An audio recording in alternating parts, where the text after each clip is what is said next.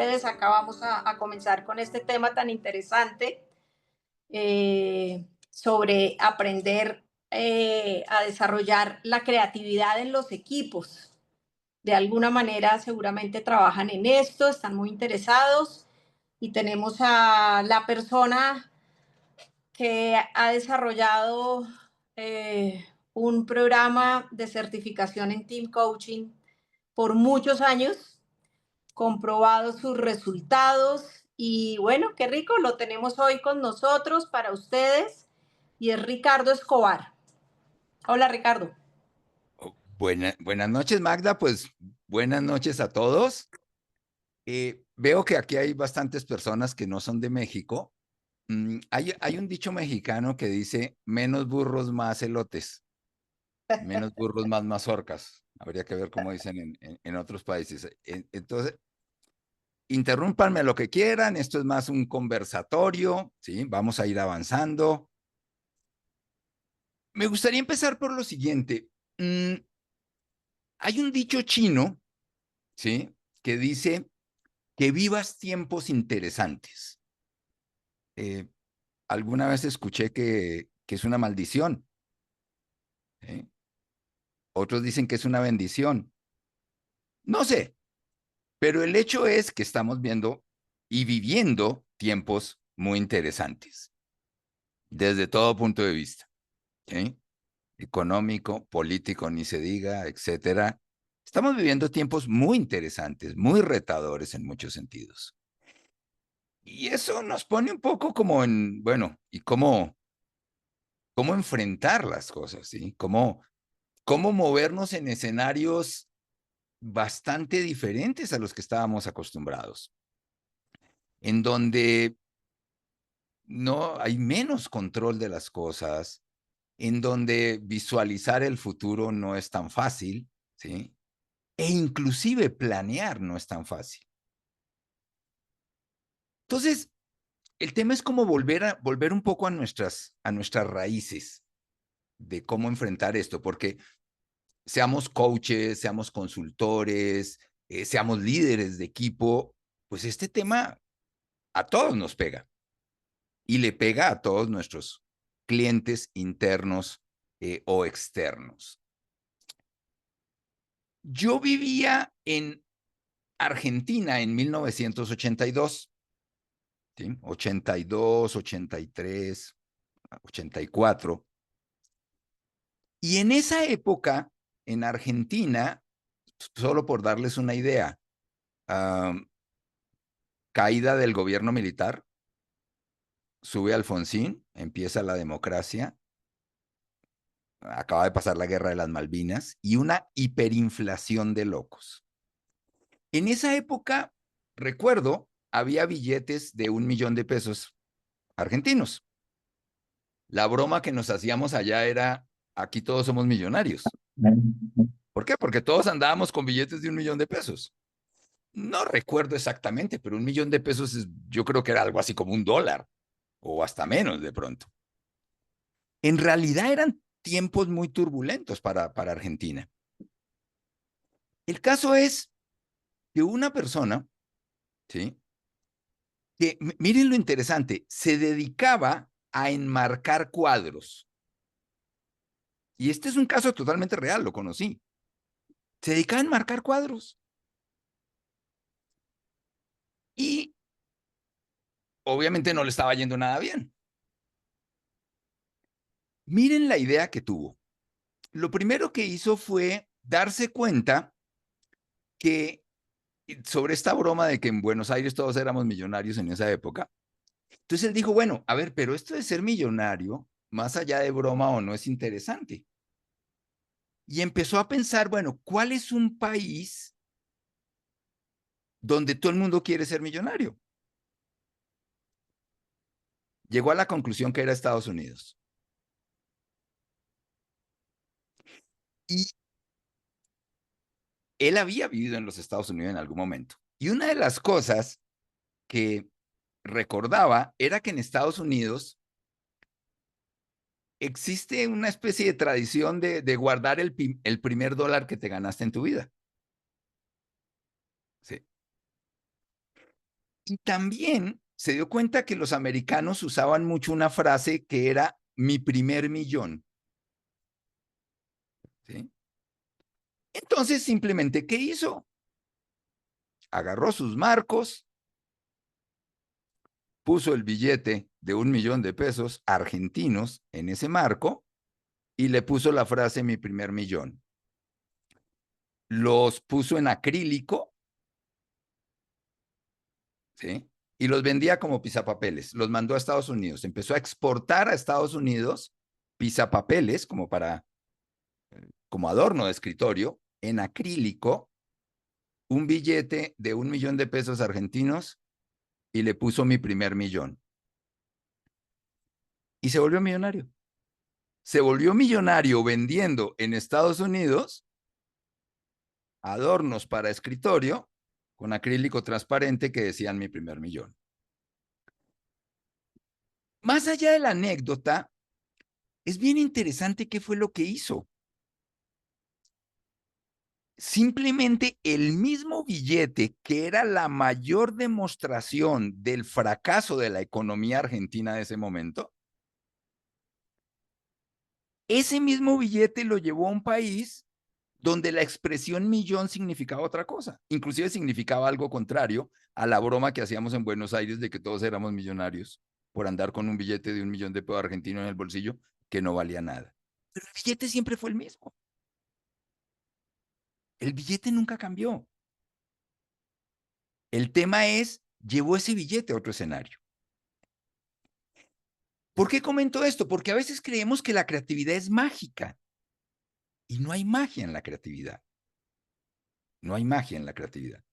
Este es un ejercicio clásico, pero más allá del ejercicio tiene mucho fondo. Entonces lo vamos a hacer muy rápido y muy seguramente algunos lo conocen.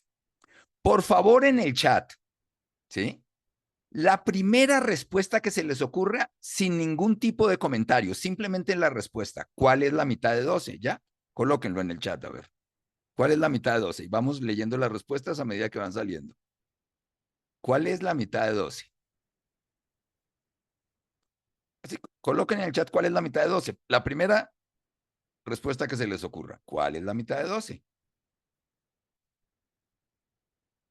A ver, en el chat, ¿cuál es la mitad de 12? O díganlo como quieran. Ok.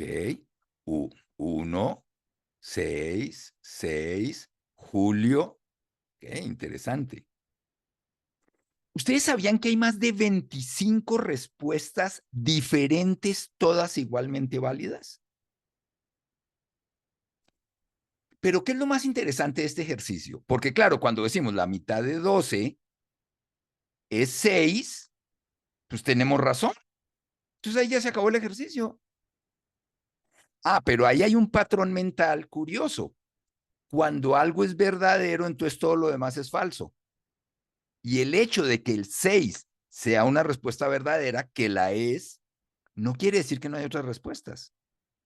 Pero si empezamos a ampliar el mapa, ¿sí? O empezamos a mirar diferente, o si lo quieren ver así, a interpretar diferente la pregunta de cuál es la mitad de 12, se nos empiezan a ocurrir otras respuestas, como bien están saliendo, ¿sí?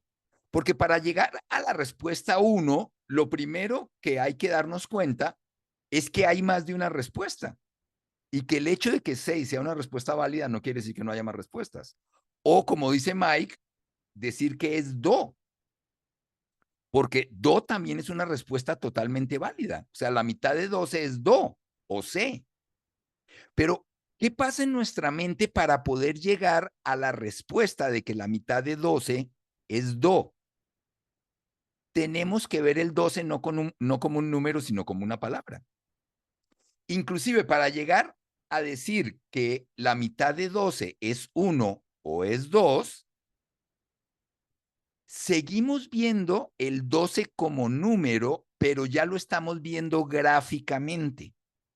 Entonces, lo que estamos reinterpretando es la palabra mitad, porque ya no es mitad matemática, es mitad espacial, digámoslo así. ¿Sí? Pero la mitad de 12 también puede ser el vacío, porque entre el 1 y el 2 no hay nada. La mitad de 12 puede ser 2, lo que decíamos. ¿Sí? Ahora, ok, la mitad de 12, 6 si pensamos en matemáticas, en clase de matemáticas. Si pensamos en clase de dibujo, muy seguramente la mitad de 12 es 1 o es 2. Si pensamos en clase de español, la mitad de 12 es 2. Pero ¿y si no fuera clase de matemáticas, ni de español, ni de dibujo, qué otras respuestas se les ocurren? Igualmente válidas. Imagínense que no es clase de español, ni clase de matemáticas, ni clase de dibujo. ¿Qué otras respuestas se les ocurren? A ver a quién se le ocurre otra respuesta. Igualmente válida. Tienen que ser respuestas irrefutables, que nadie pueda discutir. ¿Se les ocurre alguna otra? Por eso les decía, lo interesante de este jueguito no es el jueguito, es lo que hay detrás. Por ejemplo, imagínense que es clase de álgebra. La mitad de 12, ¿cuál es la mitad de 12 en álgebra? 1C. La mitad de 2C, 1C. Y miren, esto es espectacular. En clase de álgebra, la mitad de 12 también puede ser 1E, porque ¿cómo lo estamos escuchando? ¿Como 2C o como 2C? Bueno, y si fuera clase de historia, ¿cuál sería la respuesta? A ver quién la encuentra. Si no fuera clase de álgebra, ni de matemáticas, ni de dibujo, ni de español, si no fuera clase de historia, ¿cuál sería la respuesta?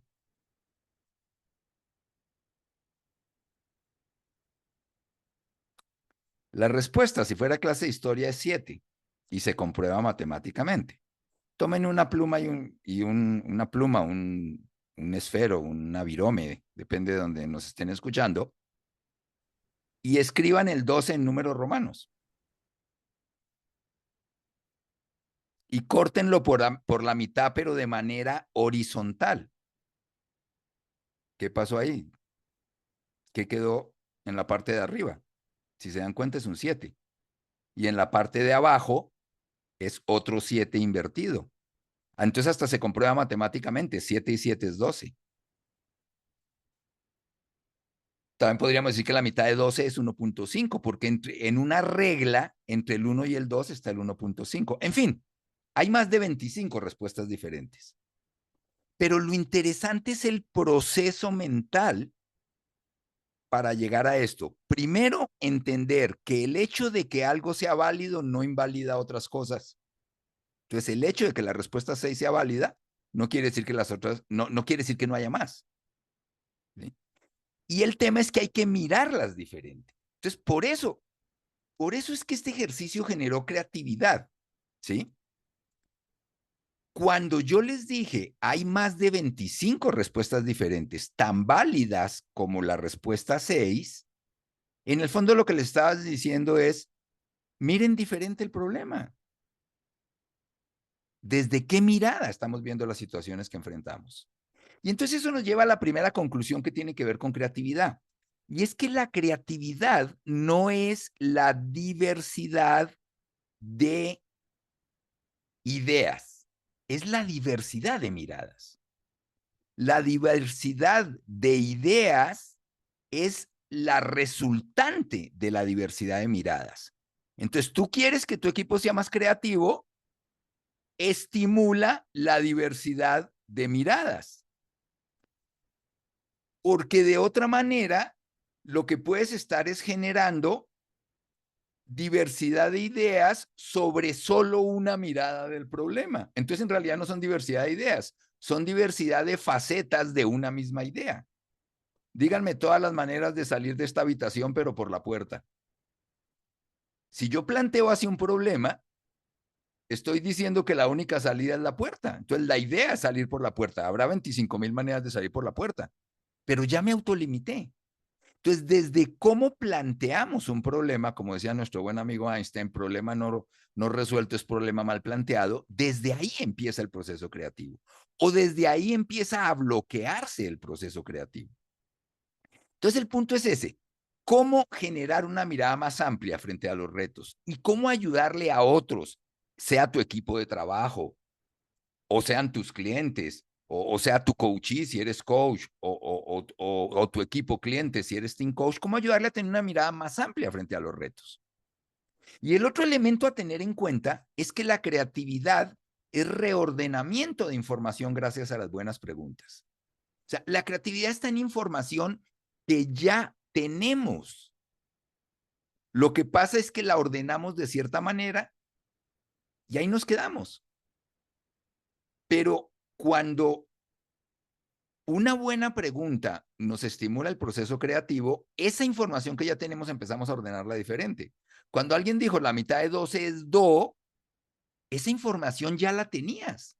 Tú ya sabías que 12 se dice, que el número 12 se expresa con la palabra 12, pero de pronto no lo habías asociado. Y de pronto al yo decir que había 25 maneras diferentes, empezaste a asociar el número 12 con la palabra 12.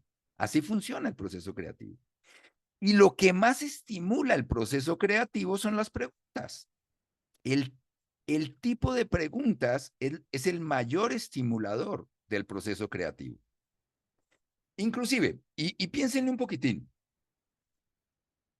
¿cuál es la pregunta que más les ayudó en un momento difícil de su vida? No nos cuenten la historia, pero por el chat, a ver, ¿cuál es la pregunta que más te ayudó en un momento difícil de tu vida? Esa pregunta que alguien te hizo o que tú mismo te hiciste de pronto y que te llevó a un replanteamiento total del problema. Y de ese replanteamiento salieron nuevas soluciones. A ver, ¿cuál fue la pregunta que más te ayudó en un momento difícil de tu vida? ¿Cuál fue la pregunta? ¿Qué sí puedo hacer en este momento? Dice Angélica. Interesante. ¿Qué sí puedo hacer? Además, es una pregunta que tiene una presuposición muy bonita, ¿sí? Y es que te acota a lo que sí puedes hacer y te está mandando el mensaje de que sí puedes hacer cosas. ¿A qué me voy a dedicar los próximos 10 años de mi vida? ¡Wow! ¿Cuál es el propósito de mi vida? ¿Se dan cuenta la fuerza de las preguntas? ¿Cuál es la contribución, dice Roger, que quiero lograr o cuál es el resultado que quiero obtener? Bien interesante, ¿no? Porque una cosa es resultado y otra cosa es contribución. ¿Sí? Y podríamos seguirle. Entonces, fíjense cómo una buena pregunta en el momento adecuado, y yo diría inclusive hecha por la persona adecuada, porque la misma pregunta de pronto la leemos en un libro y no nos mueve. Pero ciertas personas con cierta ascendencia sobre nosotros impacta mucho más esa pregunta. Una vez alguien me decían, oye, ¿y uno se puede hacer auto-coaching? No, poderte hacer auto-coaching, claro que sí. Lo que no sé es qué tanto funciona. Mis amigos los árabes tienen una frase muy bonita que dicen, el que se pregunta a sí mismo y se contesta a sí mismo tiene por maestro un idiota. Pero cuidado, una vez leí un libro que se llamaba La sabiduría de los idiotas, de Idris Shah. Y resulta que cuenta en el libro, yo no sé hablar árabe, pero dice que en el libro dice que la palabra idiota en árabe se dice wali. Y al escribirlo, porque son ideogramas, depende cómo lo escribas, wali, depende cómo lo escribas, puede querer decir idiota o puede querer decir sabio. Entonces hay algo interesante, ¿sí? El que se pregunta a sí mismo y se contesta a sí mismo, ¿tiene por maestro un idiota o tiene por maestro un sabio? Depende el tipo de pregunta o depende el momento en el cual nos hacemos esa pregunta. Pero bueno, no vamos a esoterizar demasiado el tema. El punto es, una buena pregunta en el momento adecuado nos mueve y nos hace ver cosas que no estamos viendo, que estaban ahí, interna o externamente, pero no las estamos viendo. ¿Sí? Perdón, Ricardo, Virginia acá pregunta por qué y cómo lo puedo solucionar. ¿Por qué? ¿Cómo identificar el problema? Ok, ok. Virginia, ¿te refieres a una pregunta que te ayudó en algún momento o te refiere o es una pregunta que nos está haciendo en este momento a nosotros? Y precisamente me refiero a esa es la pregunta que cambió, o sea, que definí. O sea, Ok, no es una pregunta a excelente. ustedes, es como que yo identifico el Excelente, sí, sí. Tal vez se excelente. Muchas malinterpretó, perdón. gracias. Sí, No, no, no, no, no, al contrario, al contrario. Perfecto. Ustedes interrumpan todo gracias. lo que quieran. Fíjense, la creatividad, hay miles de definiciones. A mí hay una que me encanta, y esto es en honor al gran y muy querido y ya fallecido Mauro Rodríguez, fundador de la Asociación Mexicana de la Creatividad, persona que en su vida escribió más de 50 libros, escribió casi 60 libros, y eso que murió relativamente joven. Y él decía, simplemente la creatividad es la capacidad de lograr resultados haciendo las cosas de forma diferente. Pero aquí empieza a aparecer algo que me encanta, que es la expresión lograr resultados. ¿Sí? Y entonces aquí empezamos a asociar y nos damos cuenta que hablar de creatividad y hablar de coaching en el fondo son dos caras de la misma moneda. ¿Sí? Si vamos al mundo de los equipos, pues un equipo existe porque existe un objetivo a lograr. Si no, ese equipo no tendría por qué existir. ¿Cuál sería la razón de que un equipo exista si no tiene objetivos a lograr? Entonces, primera recomendación, ¿quieres que un equipo sea creativo? No creas que un equipo va a ser creativo si solo estimulamos la creatividad expresiva. Hay dos tipos de creatividad, la creatividad expresiva y la creatividad resolutiva. Y la mayoría de talleres de creatividad que le dan a los equipos que las empresas contratan talleres de creatividad para los equipos, lo que están haciendo es trabajar la creatividad expresiva y está muy bien. Y los equipos salen creyendo que son mucho más creativos de lo que pensaban, lo cual está excelente. Pero si un equipo existe porque existe un objetivo a lograr, lo que tenemos es que manejar técnicas de creatividad resolutiva, no solo la creatividad expresiva. Entonces, si al equipo lo ponemos a pintar, de pronto pintan cosas espectaculares y muy creativas, pero ¿qué están resolviendo? ¿Sí? Fíjense, en coaching, y muy seguramente, y aquí veo varios colegas coaches, pues todos sabemos que el tema es ayudarle a una persona a llegar a una meta o obtener un resultado. Estamos hablando de lo mismo. Y que por el camino venza recursos, perdón, se conecte o se reconecte con recursos, sean internos o externos, y venza obstáculos, sean internos o externos. Y sabemos que en el coaching, o le hacemos coaching a una persona, o le hacemos coaching a un ejecutivo, una ejecutiva, ¿sí? También, bueno, aquí hay otra faceta. Si quienes me están escuchando también son líderes de equipos, pues tú también le haces coaching a cada uno de los miembros de tu equipo. Y también le podemos hacer coaching a un equipo. Ok. En los tres casos se aplica y es muy necesario trabajar herramientas de cómo ayudar a esa persona o a ese equipo a ser creativo ante los retos que enfrenta. Y entonces aquí empiezan cosas a tener en cuenta. La primera, y una de las más importantes, ¿qué tanto el equipo está viendo la diversidad de sus integrantes? Llámese diversidad en términos generacionales, en términos culturales, que son de diferentes países, en términos de estilo de pensamiento, de estilo de comunicación, etcétera. ¿Qué tanto el equipo está viendo la diversidad de sus integrantes como un recurso del equipo? Y casi les diría como el principal recurso del equipo. ¿O qué tanto es un equipo que le tenemos miedo al diferente? Porque la diversidad de estilos de los miembros del equipo es el gran recurso del equipo, pero también resulta que el 50% de los conflictos de un equipo se dan por la no aceptación del estilo del otro. Entonces, la diversidad de estilos puede ser el principal problema de un equipo y el principal bloqueo a procesos creativos. Por otro lado, también hay que tener en cuenta, y este es un principio que a veces olvidamos, la creatividad, ¿sí? La creatividad es algo que no se provoca, se permite, o sea, ahí está. La pregunta no es si somos creativos o no, la pregunta es, ¿en dónde se escondió nuestra creatividad para irla a buscar? Porque sigue estando. ¿Quién no era creativo cuando niño? De pronto no es que se nos perdió la creatividad, es que se nos está escondiendo, que es diferente. Pero si lo llevamos a los equipos de trabajo, por ejemplo, ¿cómo está el tema del entusiasmo?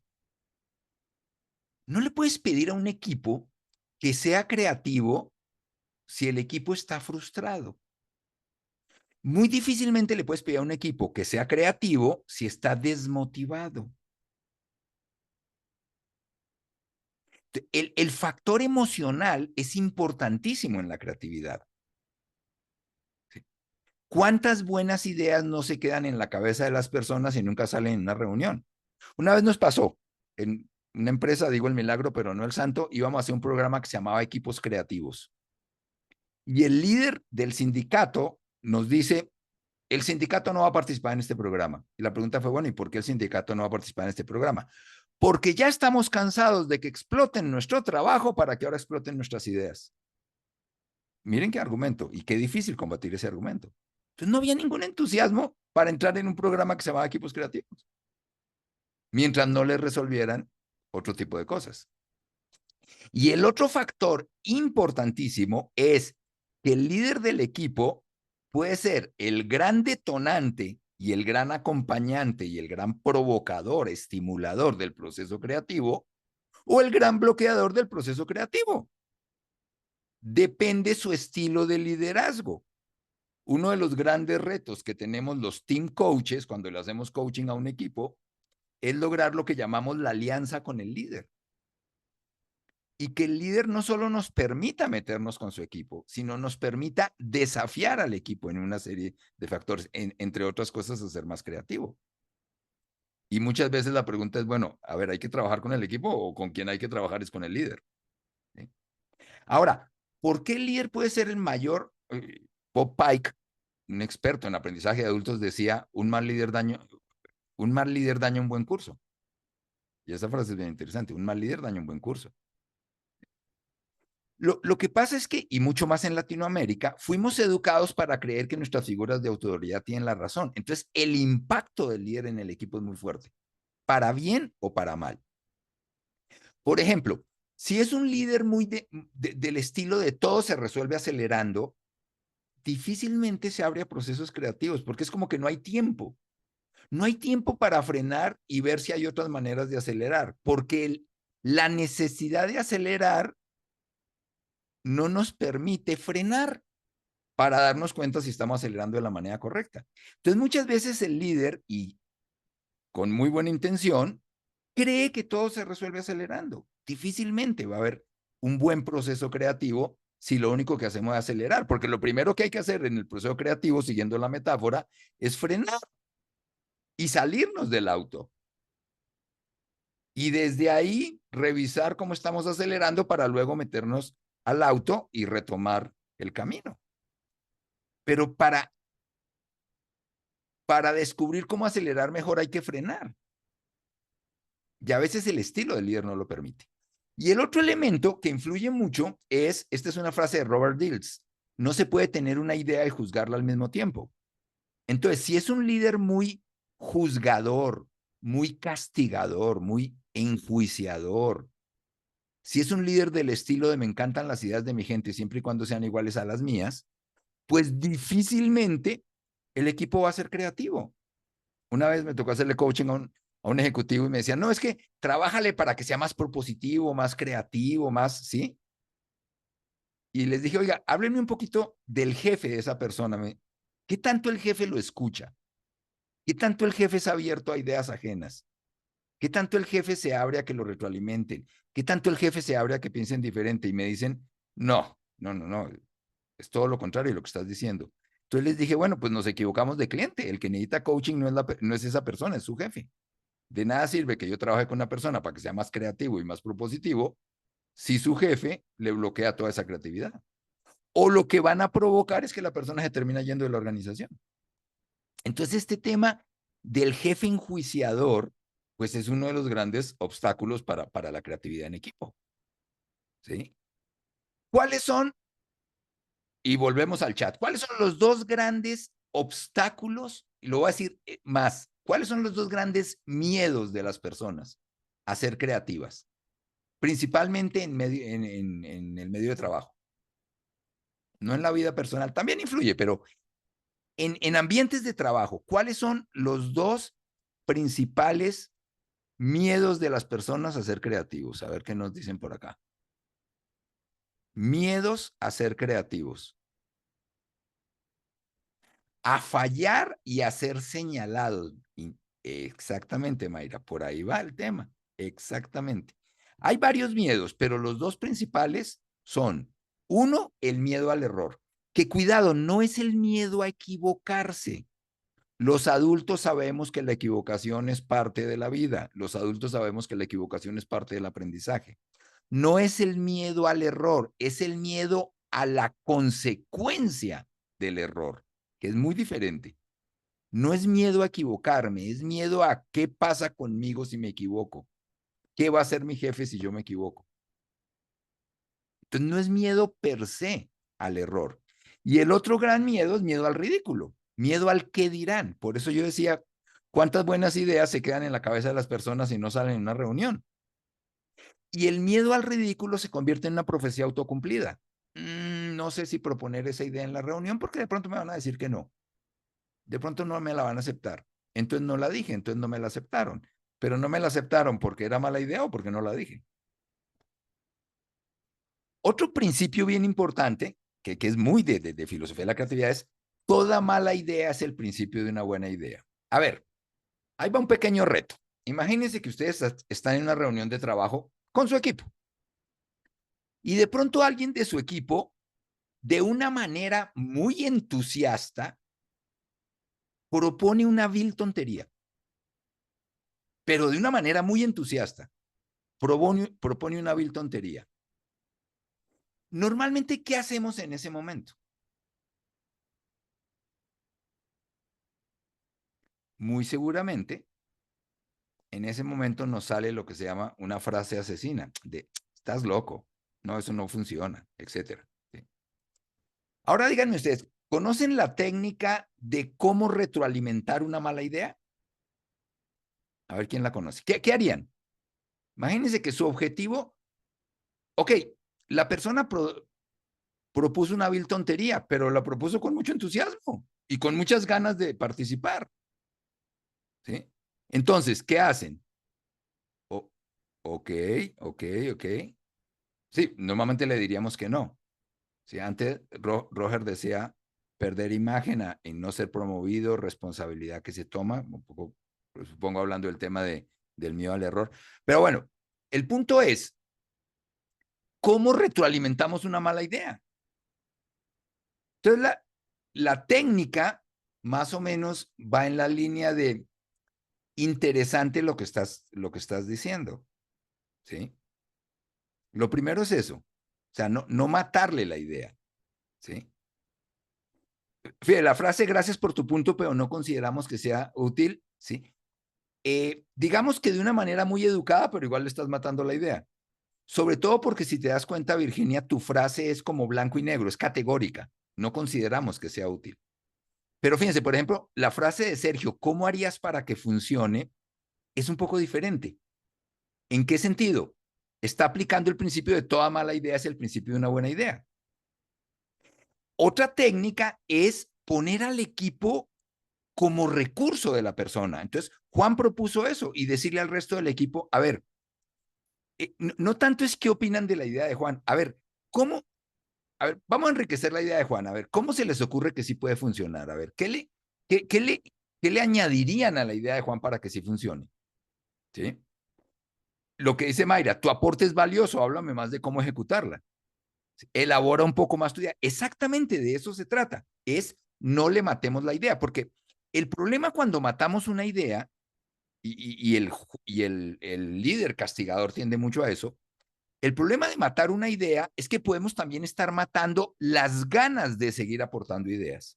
Ahí es donde hay que tener cuidado, ¿sí? Ahí es donde hay que tener cuidado. Entonces, va un poco por ahí, es retar a la persona a que trabaje más la idea y poner al equipo como recurso de la idea, no a cuestionarla en el sentido de ahora enjuiciemos toda la idea, sino a ver, ¿qué tiene de bueno esa idea?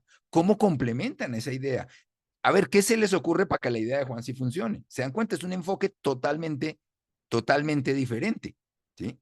Y se está aplicando el principio de toda mala idea es el principio de una buena idea. Y entonces la persona va a recibir esa retroalimentación con más gusto, se va a retar a fundamentar mejor su idea, ¿sí? Y a su vez mantiene el entusiasmo, que es lo más importante. Y es lo que nunca se debe perder. Porque una cosa es la idea y otra cosa es el deseo de aportar ideas. El otro tema con el líder del equipo es que normalmente, y más en Latinoamérica, un equipo, yo sé que estoy exagerando, no discute con su propia información, con sus propios paradigmas, pero todavía menos discute con los paradigmas del jefe, porque traemos ese tema de que las figuras de autoridad tienen la razón, ¿sí? Inclusive hay algo que se llama el síndrome del paradigma compartido. ¿Qué quiere decir esto? Una persona con buen lenguaje de influencia puede convencer a un equipo de algo que no es cierto. O sea, una persona bien intencionada, creyendo que algo es cierto, con buen lenguaje de influencia y además desde la ascendencia de la figura del líder, puede terminar contaminando al equipo con su propio paradigma limitante. Y lo hace de buena voluntad. Entonces, ahora somos varios los equivocados, ¿sí? Entonces, cosas con las que te vas a encontrar, y es bueno saberlas porque es bueno antes de que veamos algunas técnicas, es importante saber leer al equipo y de qué es lo que le está obstaculizando la creatividad. Puede ser un tema de patrones mentales, como por ejemplo el síndrome de la respuesta única, lo que nos pasó un poco con el ejercicio del 6. Puede ser que como la autoridad siempre tiene la razón, no se le reclaman cosas al jefe. Miren, les cuento una anécdota rápidamente. Una vez me tocó trabajar con un equipo que era una compañía que tenía varios centros como de autoservicio, de autos, de alineación y balanceo de autos, este tipo de cosas.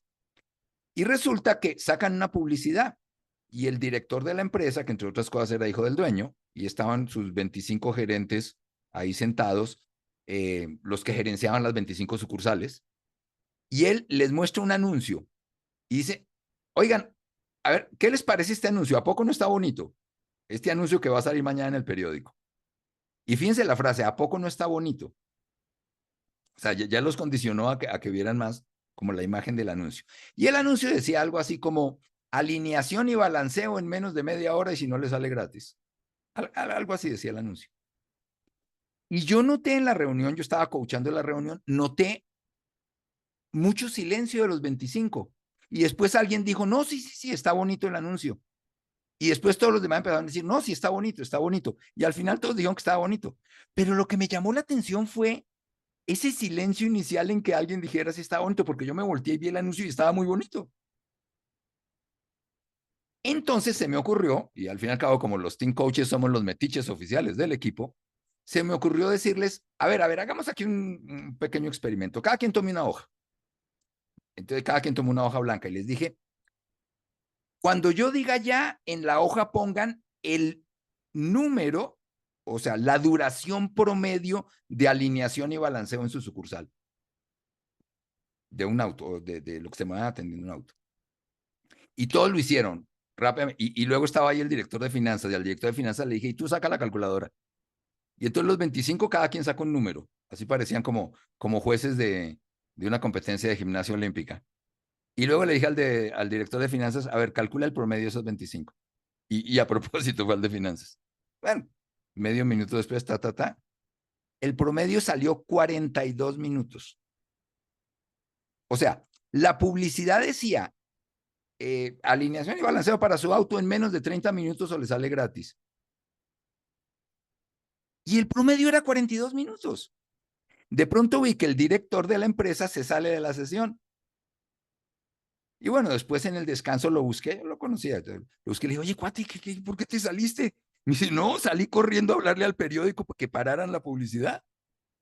Logró parar la publicidad y la publicidad salió como 48 horas después con el mismo diseño del póster, porque estaba muy bonito, pero le cambiaron lo de 30 minutos y no sé, le pusieron algo así como en 50 minutos y si no le sale gratis. O sea, le cambiaron el indicador.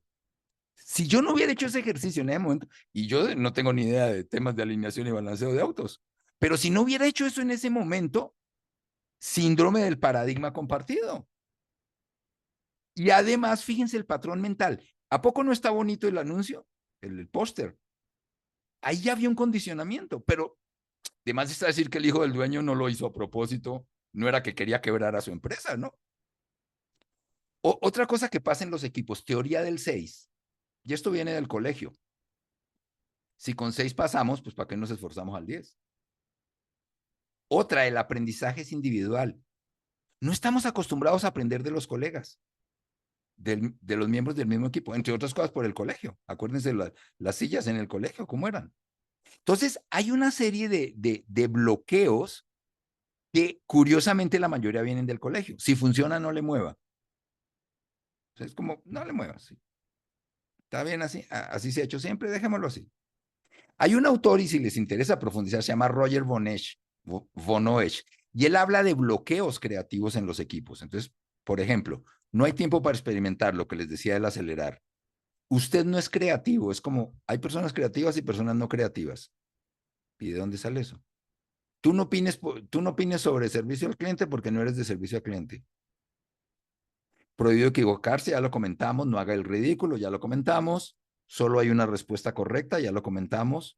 Sea práctico, o sea, jefes como muy pragmáticos. Entonces, a ver, una idea es como un bebé, hay que dejarla crecer un poquito, hay que jugar un poco con la idea. Y habrá un momento en que hay que analizarla, pero no tan rápido, ¿sí? No hay tiempo para juegos. O sea, personas que piensan que, no, el tema es muy serio, aquí nada de, no nos vean aquí con ejercicios medio extraños, no, aquí es, ¿cómo vamos a resolver esto? Es puro hemisferio lógico. Esa no es su especialidad. También se da con generación. No, tú no opines, tú eres el junior del equipo, tú eres el más joven del equipo. Pero, tú no tienes experiencia, tú no opines sobre eso. Y de pronto es el que tiene la mirada más fresca. Entonces, ok, llevemos esto a un terreno empecemos a llevar esto a un terreno un poco más práctico. Entonces, ¿cuál es el enfoque? Pues el enfoque tiene que ver con cómo hacemos para que el equipo tenga una mirada diferente de las situaciones que está enfrentando, que eso genere una conversación diferente, de donde salgan las ideas para que pasen cosas diferentes y mejores. Entonces, ¿qué tipo de preguntas nos estamos haciendo y le estamos haciendo al equipo? ¿Sí? Primero, y esto nunca me cansaré de repetirlo, todo lo que le digas al equipo, porque eres figura de autoridad, si eres consultor, eres figura de autoridad para el equipo, si eres coach, eres figura de autoridad para el equipo, y si eres el líder, pues de más está decir que eres figura de autoridad para el equipo. Todo lo que digas y hagas, manda estos mensajes. Eso sí se puede, ustedes sí pueden, y hay más de una manera de lograrlo. No estoy diciendo que son frases que les digas, porque no se trata de como una motivación superficial. Se trata de que no hagas ni digas nada que al equipo le haga creer que no puede.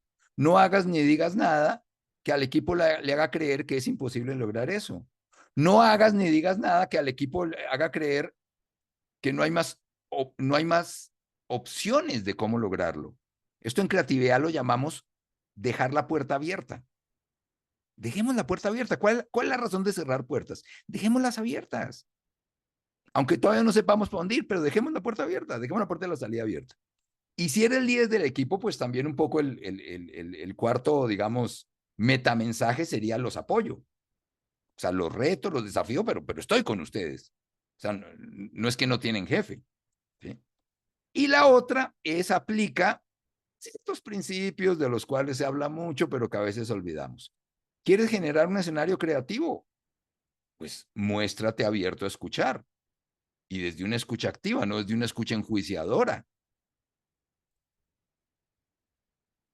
Adquiere mucha habilidad para hacer preguntas desafiantes, preguntas que les muevan el piso, preguntas que les hagan ver otra mirada, ¿sí?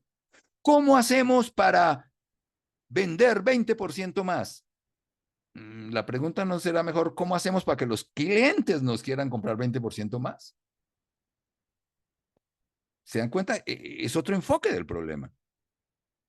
Porque si estamos pensando en cómo hacer para vender más, estamos pensando en estrategias de venta, pero no se nos estarán olvidando las necesidades del cliente.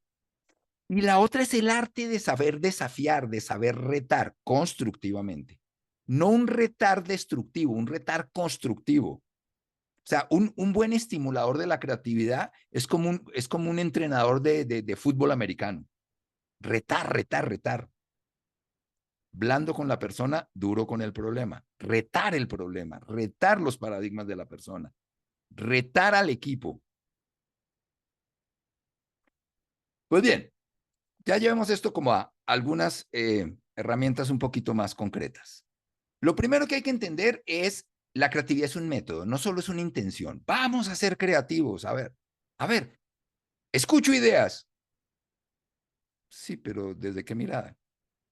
Entonces, lo primero que tienes que hacer es entender que, bueno, todo problema, pues es la distancia entre una situación actual y una situación deseada. O sea, todo problema es un gap, es una brecha, es una distancia entre dónde estás y dónde quieres o necesitas estar. Entonces, tus intervenciones lo que buscan es generar tensión creativa, una tensión donde la creatividad salga, no una tensión bloqueadora. ¿Sí? Y y si hablamos desde el liderazgo, hay que revisar un poquito estilos, ¿sí? Es una tensión creativa. ¿Para qué? Para que salgan ideas, para que miremos diferente el problema, ¿sí? A ver, aquí vamos a hacer algo muy rápidamente. Les voy a pedir, por favor, que cierren los ojos. Aquí no va a pasar nada que ponga en peligro su integridad física ni moral. Entonces, lo peor que puede pasar es que no pase nada, pero de pronto pasa algo interesante. Entonces, cierren los ojos. Por favor, piensa en un problema, un reto que tengas, que realmente lo tengas en este momento de tu vida. Casi, casi que si no estuvieras escuchando esta conferencia estarías tratando de resolverlo. Piensa en ese reto, ¿vale? Y yo les voy a ir haciendo unas preguntas, ustedes síganme con los ojos cerrados, importante que sea con los ojos cerrados. Y si quieren, después les voy a dar un instante para que tomen anotaciones. Ahorita simplemente déjense llevar. De todo lo que estás haciendo, ¿qué puedes sustituir para lograr tu objetivo? ¿Qué puedes sustituir? De todo lo que estás haciendo, ¿qué puedes combinar para lograr tu objetivo?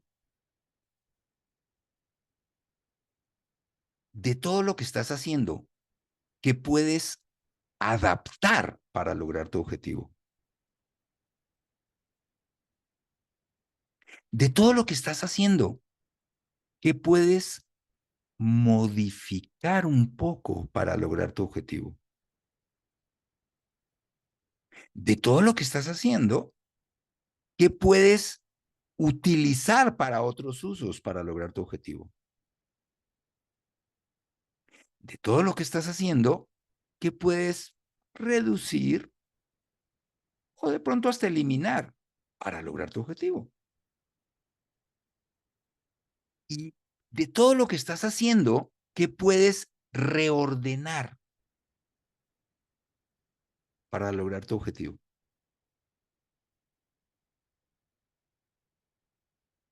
Ok, abran los ojos. Si salió algo interesante, anoten una frasecita por ahí para que luego, una frasecita por ahí con lo que salió interesante con respecto al reto que tienen y dejen que su mente entre en creatividad, lo llamamos en incubación. O sea, seguimos aquí hablando de otras cosas, pero van a ver que una parte de ustedes sigue como digiriendo lo que estuvieron pensando con este ejercicio, aunque lo hice bastante rápido. Lo que acabo de hacer se llama técnica Scamper, ¿sí? Y es una técnica que lo que me encanta es una técnica muy limpia. ¿Limpia en qué sentido? Si se dan cuenta, estas preguntas sirven para cualquier tipo de reto. Y lo único que estamos haciendo es cambiar el verbo. Ah, pero es que el verbo es la acción. Entonces, cada verbo nos está llevando a una mirada diferente del problema. Estos son 7 miradas diferentes del mismo problema. De pronto tu mente solo está en ¿cómo puedo lograrlo? Si estas preguntas te ayudan, sensacional. Son 7 miradas diferentes del problema. Así funciona la creatividad. El mayor estímulo a la creatividad son las preguntas. Y usemos esa fuerza de las preguntas, es como una especie de control remoto, que le podemos subir el vídeo, bajar el vídeo, subir el volumen, bajar el volumen, cambiar de canal. Entonces, una buena pregunta mueve. Entonces, en cierto sentido, los límites pues, de un equipo y de lo que logra, pues son los límites de las preguntas que se hacen. Y a veces uno dice, bueno, pero a ver, ¿qué pregunta le hago a un equipo? Bueno, lo primero que hay que entender es que muchas veces las preguntas ayudan más que las respuestas. Y ayudan más que el direccionamiento directo. Pregúntale al equipo lo que el equipo no se está preguntando a sí mismo. Voy a poner un ejemplo. De pronto el equipo o alguien del equipo dice, es que ya lo intentamos todo. Y tú les dices, ¿y qué no han intentado? Uno dice, bueno, pues, ¿cuál es la gracia? Estoy jugando con las palabras. Estoy haciendo algo mucho más que jugar con las palabras. Porque resulta que cuando, a ver, y díganme por el chat, cuando un equipo dice, ya lo intenté todo, ¿están pensando en el pasado, en el presente o en el futuro? Cuando dicen, ya lo intenté todo, están pensando en el pasado. Y muy en la cabecita, sabemos que, como dicen, palo dado ni Dios lo quita. El pasado ya pasó. O sea, lo que pasó no lo puedo cambiar. Entonces, la pregunta que no han intentado, exactamente, por un lado proyecta el futuro, y el futuro es algo para construir. ¿Sí? El futuro es algo para construir. Entonces, cuando digo, ya lo intenté todo, estoy analizando acciones pasadas versus resultados. Y cuando le haces la pregunta, ¿qué no has intentado? Primero es una orden directa al hemisferio creativo. Y segundo, ¿qué no has intentado? Lo proyecta hacia el futuro. Lo saca del análisis de acciones y resultados del pasado y lo manda al futuro. Entonces, fíjense cómo solo ese cambio de pregunta ya generó un cambio mental totalmente,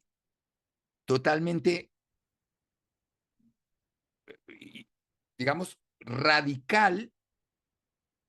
Ahora, yo no sé qué no has intentado, pero sí sé que la pregunta que no has intentado te ayuda. Angélica dice algo bien interesante. ¿Sabes qué me pasa? No me canso de buscar. Esta búsqueda se vuelve a veces eterna. A ver, Angélica, habría que ver un poquito más a fondo a qué te refieres, pero, a ver, una buena pregunta no puede no ser contestada. Entonces, a veces las preguntas nos quedan resonando. Y a veces eso que llamas una búsqueda eterna, de pronto por ahí hay alguna pregunta que te sigue resonando. Y de pronto lo que llamas esa búsqueda eterna es tu manera de responderte esa pregunta, pero te invitaría un poquito a revisar qué pregunta hay, qué es la que hace que tengas eso que llamas esa búsqueda. Y habría que ver de qué estamos hablando, lo que nos llevaría a otro tema, pero a veces, como dicen, el aprendizaje estás en el camino y no en el destino, ¿no?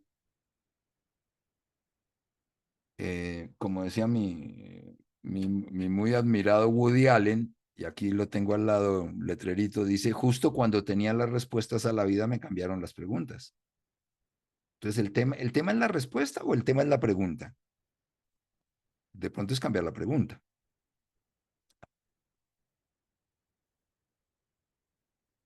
Cuando no sirve la respuesta, cambiemos la pregunta.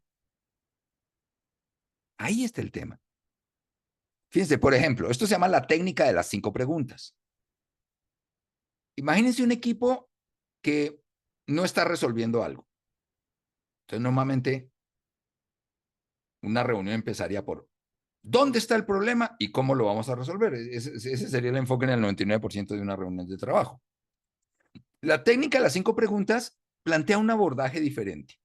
Y son 5 preguntas secuenciales y en ese orden. La primera, ¿qué hemos logrado hasta ahora?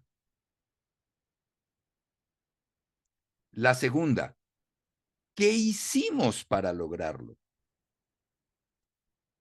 La tercera, ¿cuál es nuestro objetivo? La cuarta, ¿en qué nos beneficia lograrlo? Y la quinta, ¿qué tenemos que hacer o mejor o diferente para lograrlo? Pero lo interesante de esta técnica es el orden de las preguntas. Lo voy a decir metafóricamente. Imagínense un vaso medio lleno o vaso medio vacío. El enfoque tradicional es hablar solo del vaso medio vacío. Pero es que resulta que tan cierto es que el vaso está medio vacío como que está medio lleno. Las dos cosas son igualmente ciertas. ¿Por qué solo hablamos del vaso medio vacío? Y a veces es frustrante hablar solo del vaso medio vacío. Entonces la pregunta, ¿qué hemos logrado hasta ahora? Metafóricamente es, ¿hasta dónde hemos llenado el vaso? Y esa pregunta va dirigida, les diría, a algo más emocional. Que te conectes con el hecho de que el vaso no está vacío. Está medio lleno, que es muy diferente.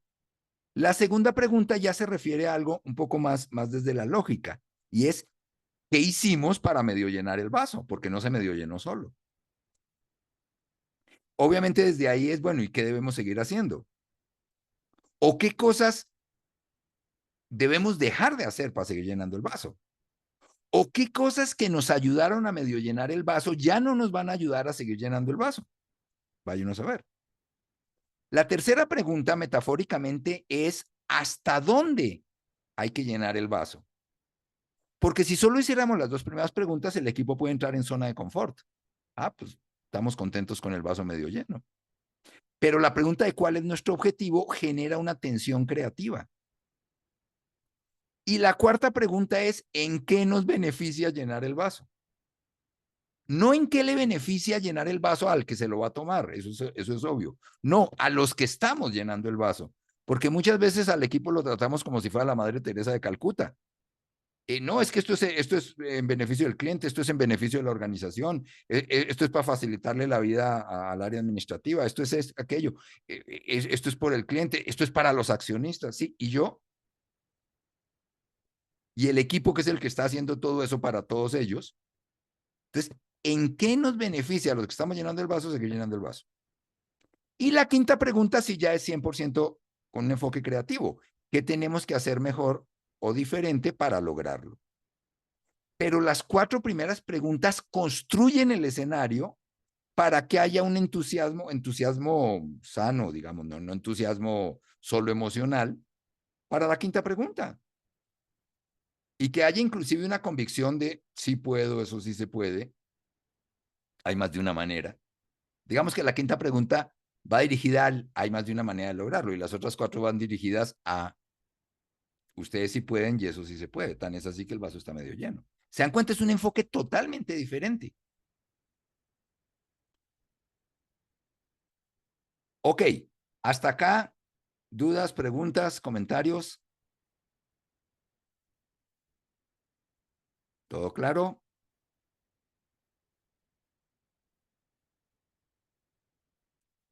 Ok.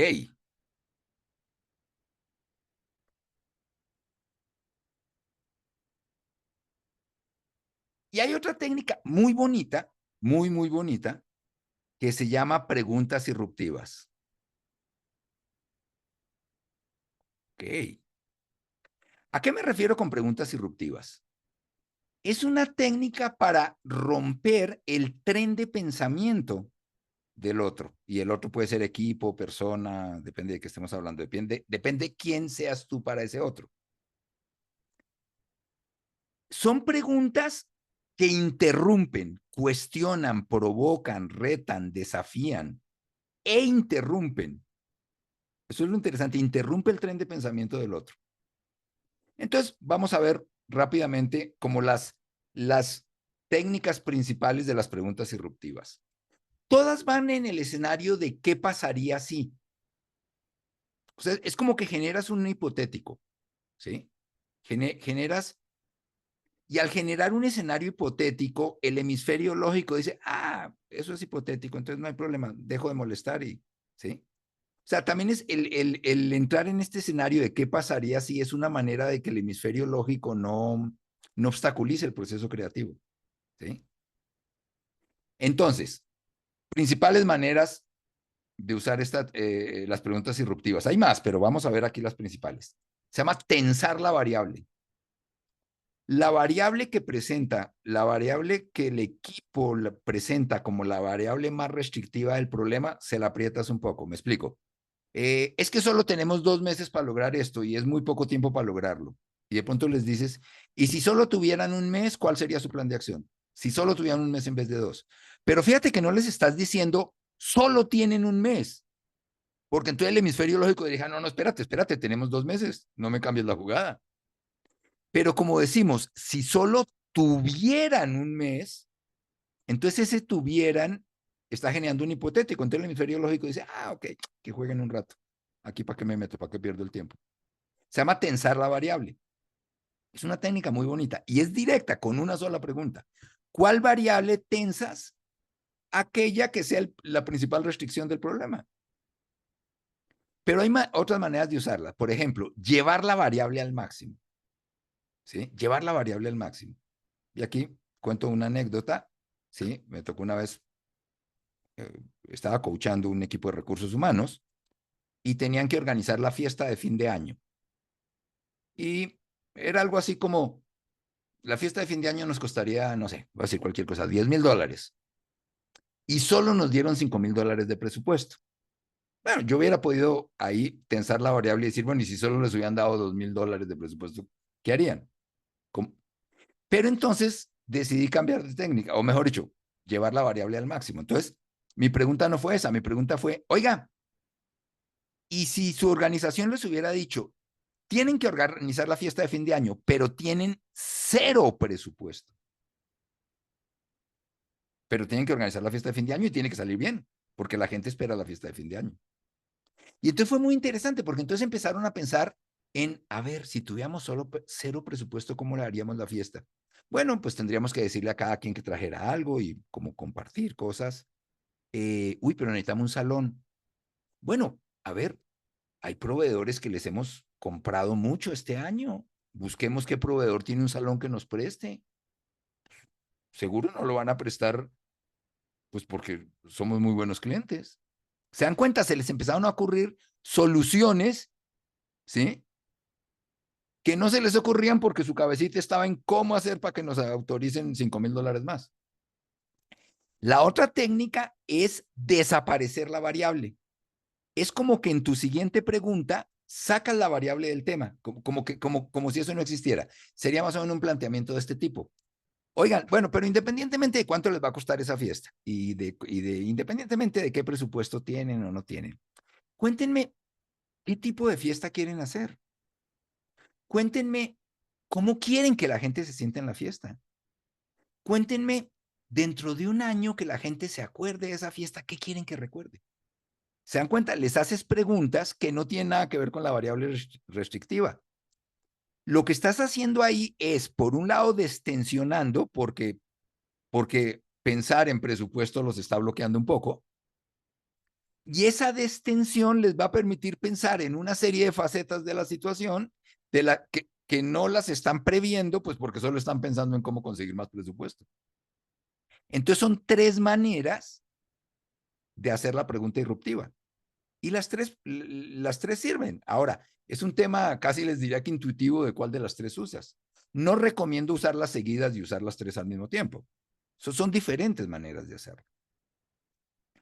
Otra técnica muy bonita en el escenario de qué pasaría si se llama cambiar la persona frente al problema. ¿Sí? Y aquí cuento una anécdota que le sucedió a un colega brasileño. Estaba en una sesión trabajando era una sesión bastante técnica de cómo lograr mejorar el empaque de galletas para perros, porque necesitaban que el necesitaban mejorar el empaque de galletas para perros. Y le buscaban y le buscaban. quien estaba dirigiendo esta sesión, que era un team coach, no, aclaro, no era técnico. Pero miren la pregunta que les hizo. Les dijo, oiga, si ustedes fueran la galleta, ¿qué tipo de empaque querrían? Y gracias a esa pregunta, terminaron poniéndole al empaque un recubrimiento especial, y no entro en detalles técnicos, que no conozco, con el cual la caducidad de la galleta casi se duplicó en el tiempo. O sea, si normalmente duraban 6 meses, ahora duraban un año, aún en zonas de calor. Pero lo interesante fue la pregunta que les hizo esta persona. Y ahí usó la técnica de cambiar a la persona frente al problema. ¿Se dan cuenta? El problema sigue siendo el mismo, cómo mejorar el empaque de las galletas. Pero entonces ahora las personas ya no son personas, sino son la galleta. Y lo hizo con una sola pregunta. La otra técnica es al revés, cambiar el problema frente a la persona. Es como si el problema fuera otra cosa, ¿cómo lo resolverías? Me tocó coachar a un ejecutivo que corría maratones. Era un ejecutivo de una empresa, pero en su tiempo libre corría maratones y era muy bueno para correr maratones. Y yo no corro maratones, pero conocía algo en la maratón que llaman la pared, que es más o menos, creo que kilómetro 30, 32, algo así, que dicen que es el momento más difícil física y psicológicamente de la maratón. Y dicen que si pasas la pared, como que agarras un segundo esfuerzo. Y ya los últimos 10 kilómetros son, no digo que son fáciles, pero son aguantables. O sea, el tema no es llegar a los 42 kilómetros, el tema es llegar a la pared. ¿Sí? Y llegar a la pared, entonces, como yo sabía que esta persona corría maratones, la pregunta que le hice fue, oye, si este problema que estás enfrentando fuera una maratón, perdón, si este problema que estás enfrentando fuera la pared de la maratón, ¿cómo la subirías? ¿Cómo superarías esa pared de esa maratón si tu problema fuera la pared de la maratón? Y lo que estaba haciendo ahí es, eso lo llamamos conectar a la persona con su parte sabia no consciente. ¿Sí? Estrategias que él usaba en un ámbito totalmente diferente, que eran las maratones, pues nunca se le había ocurrido usarlas en un problema empresarial. ¿Se dan cuenta? Pero al hacerle la pregunta y al cambiar el problema frente a la persona, ¿sí? Ahí sí se le ocurrieron. Y hizo como una especie de como extrapolación de esas técnicas a un escenario totalmente diferente. La pregunta circular es una técnica espiritista. Ahora van a ver por qué. Imagínense un equipo diciendo, bueno, vamos a disminuir la calidad del producto, pues, al fin los clientes no se van a dar cuenta y pues, no son tan exigentes, ¿y cuál es el problema? Y de pronto en ese momento tú señalas una silla vacía y les dices, oiga, y si el cliente estuviera aquí sentado, ¿qué opinaría de lo que está oyendo? ¿O cómo se sentiría con lo que está oyendo? Se llama la pregunta circular. Es como traer un tercero a la conversación, pero no traer al tercero para que oiga, sino traer al tercero para que hable. Por eso digo que es medio espiritista la técnica. Es bien interesante. Y la última técnica se llama desechar opciones. Ya sabemos cómo vamos a resolver esto. Vamos a hacer X cosa, o vamos a hacer la solución A. Y de pronto les dices, oiga, ¿y si eso no funcionara, qué harían? Los pones a pensar en la solución B. Y cuando lleguen a la solución B, con cierto grado de convicción, les dices, ¿y si eso no funcionara, qué harían? Y los pones a pensar en la solución C. ¿Y si eso no funcionara, qué harían? Se llama ir desechando opciones. Una vez alguien me decía, ¿qué técnica tan sádica? No tiene nada de sádica. Y al fin y al cabo es un juego mental. Entonces, no es que les estás diciendo, eso no va a funcionar. Les estás diciendo, si eso no funcionara, ¿qué haría? Siempre es en hipotéticos. Y lo que están es generando más opciones. Acuérdense, el que tiene el mapa más flexible tiene el mapa más efectivo. ¿Sí? Entonces estás estimulando que las personas tengan mucho más opciones.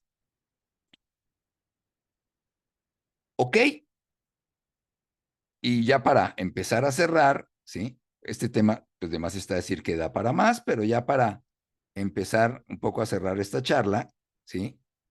Algo de lo cual, curiosamente, no se habla tanto, pero que es igualmente importante. Y es, bueno, ¿y ahora qué hago con todas estas propuestas? ¿Qué hago con todas estas ideas? ¿Sí?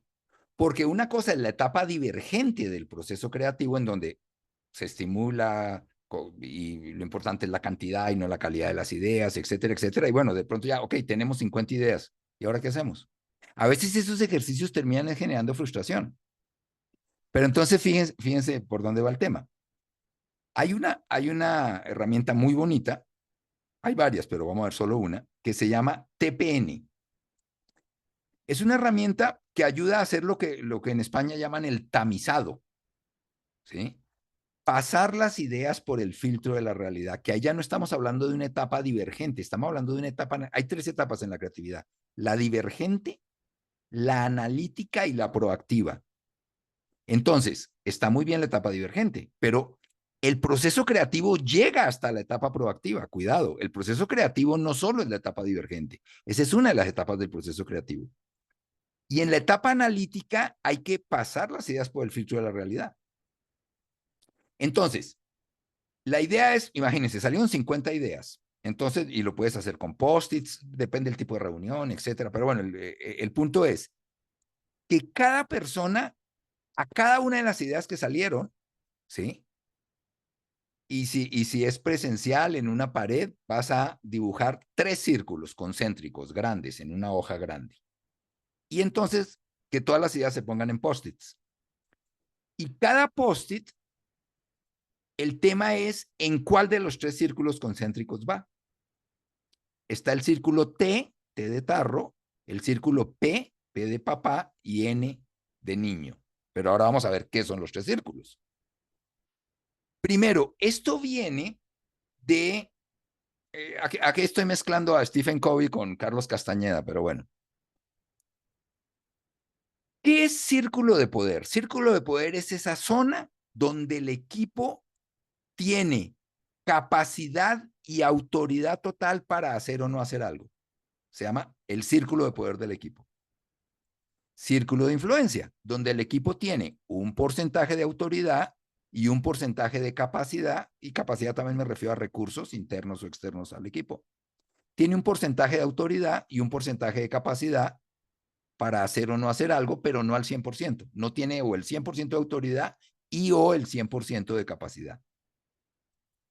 Entonces, esa es la zona donde el equipo tiene influencia, pero no es su círculo de poder, porque no tiene el 100% de capacidad o autoridad. Y el círculo de preocupación es esa zona donde el equipo tiene 0 autoridad y o 0 capacidad de hacer algo.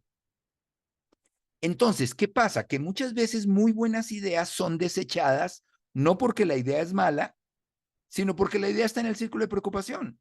Es como no podemos hacer nada con esa idea porque no tenemos la autoridad o no tenemos la capacidad, entonces la desechamos. Y eso es un error. Entonces, este ejercicio de TPN, ¿qué es lo que hace?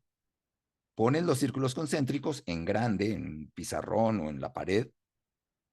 Y entonces, la idea es que todos los post-its que salieron los coloquen en el centro, se llaman ideas T, porque el equipo tiene influencia total sobre la idea.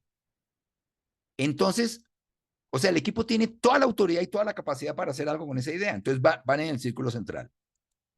Las que están en el círculo de influencia se llaman ideas P. El equipo tiene influencia parcial o total para aplicar esa idea. Y las ideas que el equipo no tiene ni autoridad ni capacidad, pero son buenas ideas, se colocan en la zona N, nula. Pero ahora viene lo más interesante. Hay 3 estrategias diferentes. ¿Cuál es la estrategia para ideas T? Ideas del círculo central. La estrategia se llama análisis y decisión. O sea, son ideas que pasan a que el equipo las analice y decide si las hace o no y cómo las hace, porque no tiene que pedirle permiso a nadie, no tiene que pedirle recursos extras a nadie. Las ideas P entran a negociación.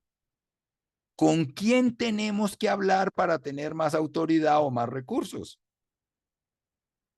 Entonces, la estrategia se llama negociación.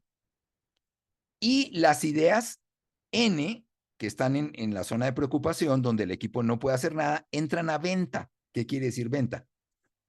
Pudiera ser venta comercial, sí, es como consigámonos un socio financiero para así poder hacer esto. O venta en el sentido de escalón, de la idea escalarla hacia arriba. O sea, es cómo hacemos para que esta idea llegue al corporativo donde sí pueden hacer algo con esa idea. ¿A quién convencemos o quién sí tiene el nivel para hablar con quién, que sí tiene el nivel para hablar con quién, para que la idea llegue a donde sí tienen la autoridad y la capacidad para hacer algo con esa idea? Entonces entran a venta. Entonces lo bonito de este ejercicio es que es muy estimulante y a su vez hace que el equipo se enfoque en lo que sí puede resolver y que influencie lo que no puede resolver. Se llama TPN. Y la otra cosa que recomiendo también es, bueno, ok, y de todo lo que hablamos ya como equipo y esto, y entonces, ¿qué vamos a hacer? A ver, ¿qué vamos a hacer frente a ese problema? Y siempre es muy importante que cualquier sesión la cierres de una manera proactiva. ¿Sí? A ver, entonces, frente a esta situación, ¿qué es lo que vamos a hacer más? ¿Qué es lo que sí vamos a seguir haciendo porque nos está ayudando a resolver? ¿Qué vamos a hacer menos? Como dicen aquí en México, ¿a qué le vamos a bajar una rayita? ¿Sí? ¿Qué vamos a, ¿sí? a hacer un poquito menos? ¿Por qué? Porque bajarle la intensidad o bajarle la velocidad, depende de qué estemos hablando. ¿Qué vamos a dejar de hacer? ¿Qué acciones definitivamente no nos están ayudando? Como dicen en España, estamos meando fuera el tiesto. Eso hay que dejarlo de hacer, eso no agrega valor, hay que dejarlo de hacer. ¿Y qué cosas vamos a empezar a hacer que no estemos haciendo? Entonces, este cuadrito es muy, muy práctico para, en cierto sentido, empezar a armar un plan de acción, ya para la etapa proactiva de la creatividad, un plan de acción un poco como más sistémico, porque a veces los planes de acción son demasiado lineales. Y bueno, la otra, seas consultor, seas coach, seas team coach, seas capacitador o seas líder de equipo, pues la filosofía, la principal premisa en el mundo de la creatividad. Se aceptan errores, pero no pendejadas. Ok, pues la idea aquí, y esto yo siempre lo digo, no es que se hayan ido con muchas respuestas, sino más bien que las preguntas que se están llevando les ayuden un poco más que las que trajeron. ¿Sí? Hay un poeta, León Felipe, que dice, lo importante no es llegar primero, lo importante es llegar juntos y a tiempo. Creo que hoy más que nunca, esa es una premisa que tenemos que reflexionar muchísimo. Si tenemos la capacidad de influir en equipos, sea en el mundo empresarial o sea a un nivel más social, como lo quieran ver, hoy más que nunca creo que es el momento. ¿Les interesa profundizar en el tema? Por un lado, muy recomendable, y el libro que escribimos con mi buen amigo y colega Paul Advanter se llama Team Coaching para desarrollar equipos de alto desempeño. Lo consiguen en versión física, versión digital, trae muchas técnicas, profundiza mucho más en todo esto que estamos hablando. Si les interesa profundizar todavía mucho más en el tema, como comentaba Magda al principio, tenemos todo un programa de formación que se llama Certificación de Team Coaching y Liderazgo de Equipos. Se da presencial, también se da en modalidad 100% virtual para quienes nos acompañan desde otras localidades donde no estamos presencialmente. Y si solo pues les interesa conversar con nosotros, seguir profundizando en estos temas, intercambiar materiales, artículos, conceptos, encantadísimos de la vida. Siempre contesto los mails, a veces me demoro, pero siempre contesto. Entonces, pues, como decíamos, ¿sí? Si hay algo importante en este momento, es seguir aportando cada quien desde su trinchera para que entendamos realmente lo que significa trabajar en equipo, que va mucho más de fondo que el concepto empresarial. ¿Sí? Creo que estamos en un momento a nivel, y lo diría a nivel humanidad, a nivel planetario, que o entendemos realmente que lo único que nos va a sacar adelante es entender que somos parte de equipos que pertenecen a equipos más grandes que pertenecen a equipos más grandes. Si seguimos teniéndole miedo al diferente, si seguimos rechazando al diferente, hablando un buen mexicano, nos va a llevar la chingada. Entonces creo que estos temas tienen mucho más profundidad de lo que parece. Pues muchísimas gracias a todos. Si hubiera alguna pregunta final, todavía nos quedan unos 5 minutitos.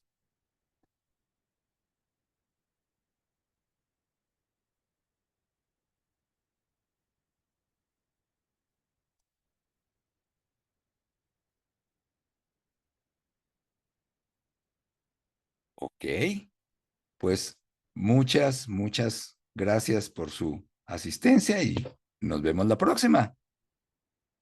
Que estén muy bien. Muchas gracias, Magda. Muy buenas noches a todos. Un segundito, Ricardo. Sí. Espera un segundito, hay unas preguntas. Dale, sin problema. Hay Ok. unas preguntas que no sé si quieren hablar, porque acá Mayra da las gracias, pero también preguntan que cómo te buscamos en redes. Pregunta Sí, Mayra. con todo gusto. Pero, y Vale. Claudia, que gracias por compartir, pero bueno, más que redes, para que les informe si quieres, o les dejo por acá por escrito, lo que digas. Ok, en este momento se ve mi pantalla. ¿Sí? Sí, sí se ve. Ah, perfecto. Ahí están todos Sí se nuestros ve. datos. Y yo tenía duda del autor de los libros porque no alcancé a tomar nota del autor. Sí, con Gracias. todo gusto, permíteme. Mira, aquí está. ¿Sí? Team Coaching, cómo desarrollar equipos de alto desempeño. Paul Advanter y Ricardo Escobar. Lo consigues en Amazon. Y aquí también encuentras nuestros datos.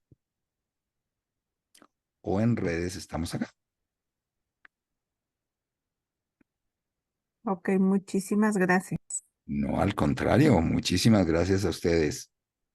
Pues seguimos en contacto, nos vemos la próxima. Que estén muy bien. Muy buenas noches a todos.